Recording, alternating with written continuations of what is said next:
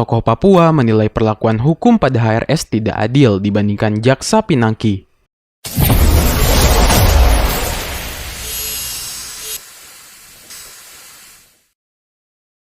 Kasus yang sedang dihadapi Imam Besar Habib Rizik Syihab sangat tidak sepadan jika dibandingkan dengan kasus Jaksa Pinangki Sirna Malasati, terutama terkait kasus dan hukumannya. Terkait kasus Habib Rizik Syihab dan Jaksa Pinangki ini mendapatkan sorotan dan perhatian serius dari tokoh Papua, Chris Wamea. Chris Wamea bahkan menyoroti pemotongan hukuman yang diperoleh oleh Jaksa Pinangki Sirna Malasati atas vonis 10 tahun terhadapnya. Chris Wamea secara belak-belakan dan tegas membandingkan kasus Jaksa Pinangki dan kasus Imam Besar Front Pembela Islam Habib Rizik Syihab atau HRS. Menurut Chris Wamea, Jaksa Pinangki sebagai penegak hukum dan tindakannya sangat memalukan institusi dan negara mendapatkan pemotongan hukum sekitar 60%.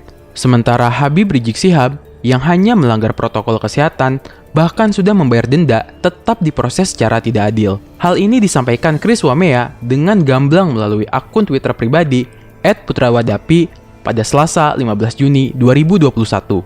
Jaksa Pinangki sebagai penegak hukum yang tindakannya sangat memalukan institusi dan negara, hukumannya dipotong sekitar 60% dari 10 tahun menjadi 4 tahun. Sementara Pak HRS yang cuma melanggar prokes bahkan sudah denda, tapi diproses dengan kesan, dipolitisasi, dan sangat tidak adil. Tulis Chris Wamea. Seperti diketahui, bahwa Jaksa Pinangki mendapat pemotongan hukum dari Pengadilan Tinggi DKI Jakarta atas kasus penerimaan suap, pencucian uang, serta permufakatan jahat dari 10 tahun menjadi 4 tahun penjara. Tentu saja hal ini sangat di luar dugaan dan sangat mengherankan.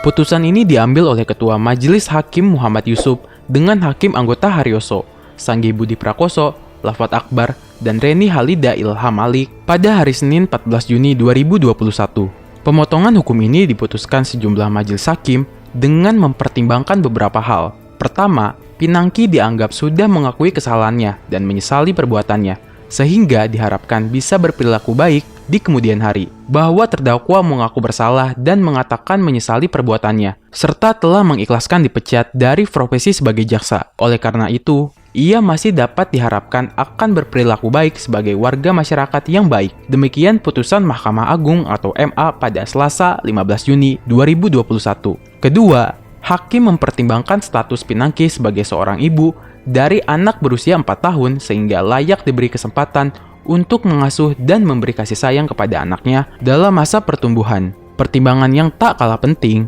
Pinangki sebagai wanita harus mendapatkan perhatian, perlindungan, dan perlakuan secara adil. Sebelumnya diketahui, Majelis Hakim Pengadilan Tipikor menyatakan Pinangki terbukti bersalah dengan melakukan 3 tindak pidana sekaligus dengan ia divonis 10 tahun penjara. Pinangki sendiri telah menerima uang suap $500.000 dari Joko Chandra. Kemudian, Pinangki terbukti melakukan tindak pidana pencucian uang total $375.229 atau sekitar 5,25 miliar rupiah. Selain itu, Pinangki juga terbukti melakukan permufakatan jahat bersama Joko Chandra, Andi Irfanjaya, dan Anita Kolopaking untuk menjanjikan uang $10 juta pada pejabat Kejaksaan Agung dan MA demi mendapatkan fatwa.